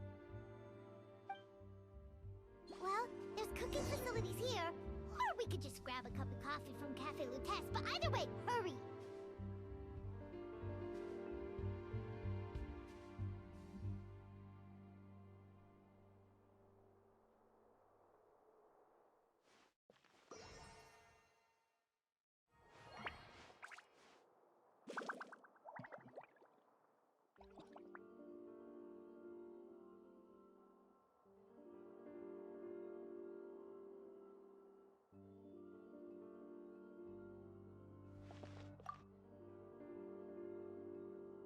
Coffee. Need coffee.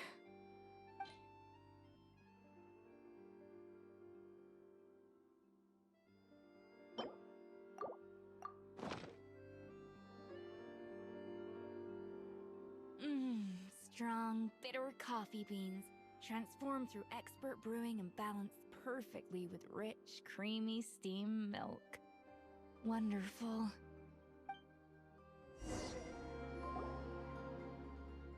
I feel much better now. Thank you so much, Traveler in Paimon.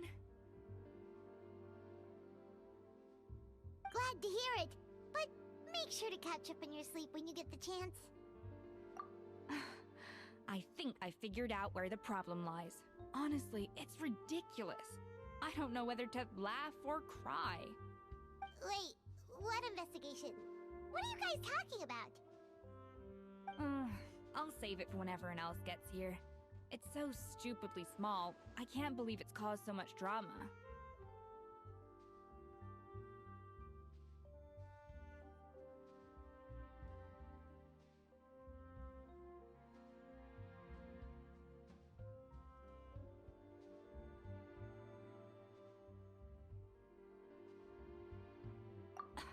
Yes, except my failures were stepping stones to success.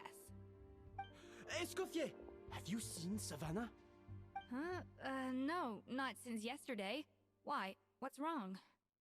After seeing her home yesterday, we were all a little concerned about how she was doing. So, I dropped by her place early this morning to check on her. Only to find an empty house with the doors wide open. I left Alphonse and the others to keep watch at her home, while I checked the Hôtel de Bord. I'm worried something bad might have happened. If she's not here, then where could she be?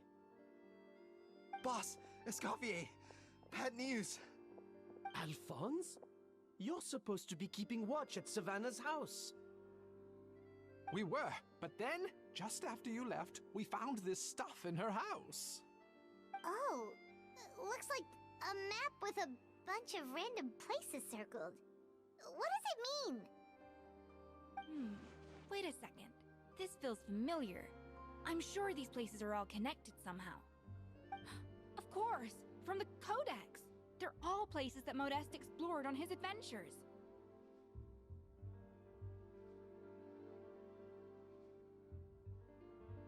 Yeah, but I don't understand.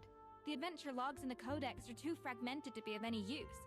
How come this map shows all the missing details? The Codex de Bord? Then, this place marked in red out at sea. Could that be the fabled birthplace of Gâteau de Bord? Seriously? So now she set her sights on finding the original recipe and beating Escoffier that way? Geez, Savannah. Anything to overcome a Gâteau plateau, huh? Ugh, idiot! Does she have a death wish? Those ruins are thousands of years old. Hold on, there's more. Besides the map, we also found these letters.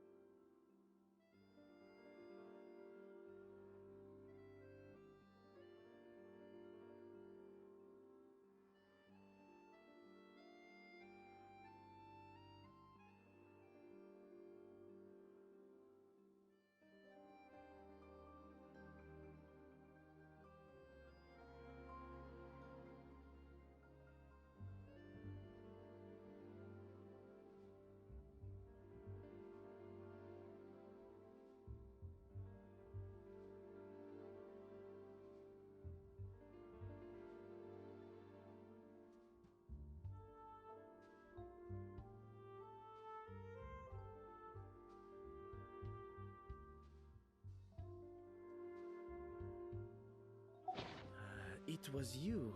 You let the Lumaline through, didn't you? It sounds like a threat letter. Does this mean that Savannah was responsible for the safety incident? And not Monica after all? Retrieve the codex by any means necessary.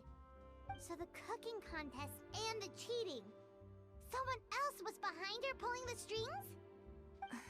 She's keeping the true recipe to herself. Ugh, this is all such a mess. Paimon needs a second to process this. First, we thought that Savannah forced Monica to cheat in the cooking contest. But now, it turns out that someone else forced Savannah to force Monica to cheat?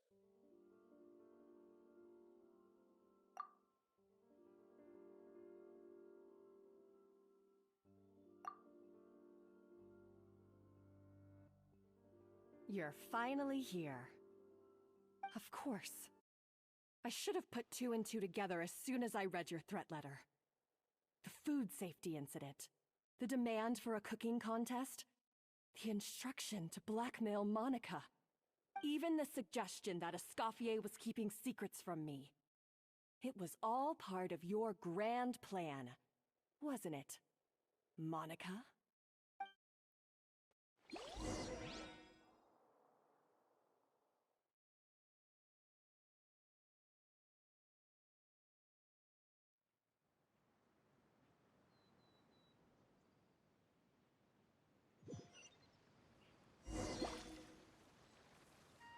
We should be getting close to the spot marked on the map. Of all the stupid things she's done, this really takes the cake. The moment we find her, I'm gonna curse the living daylights out of her.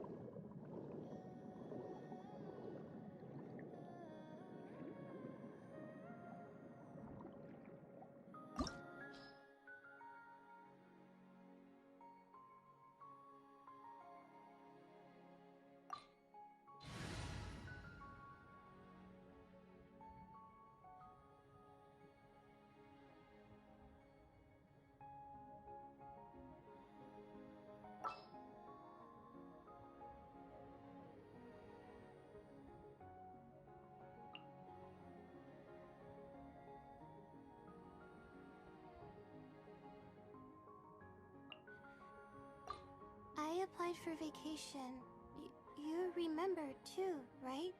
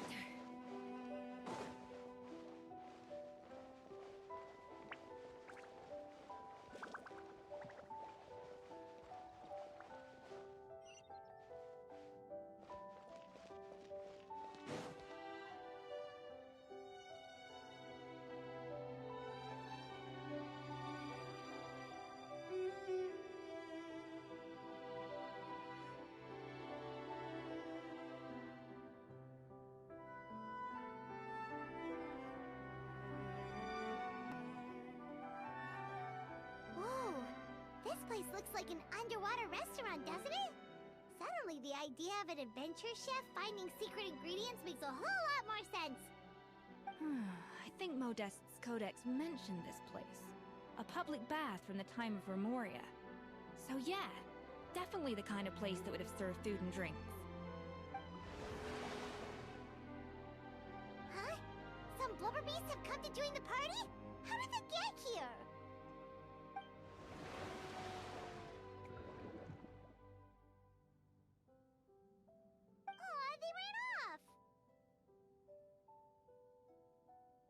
That could be easier said than done.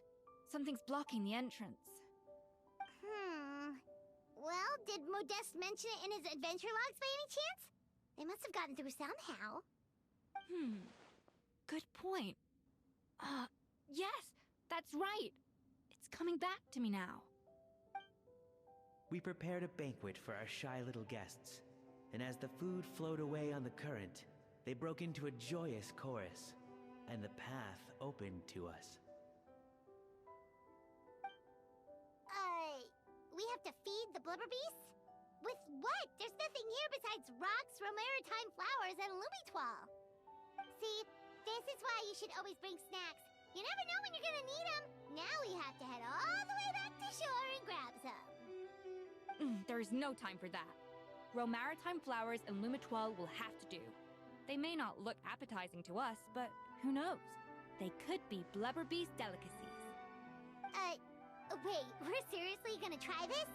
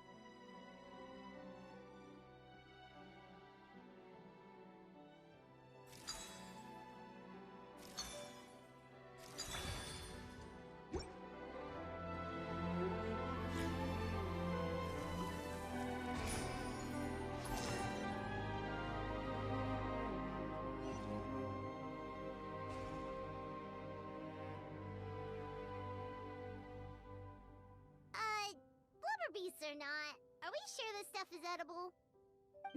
Trust me, they'll love it.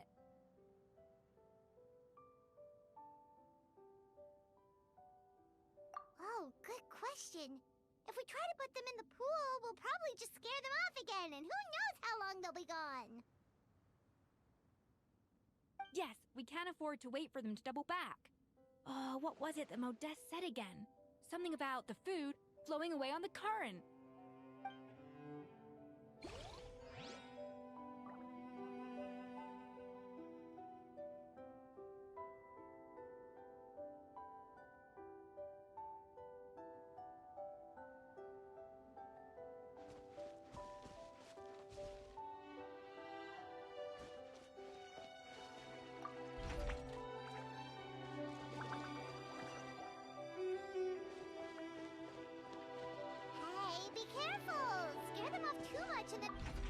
The tracks turned back again. So annoying.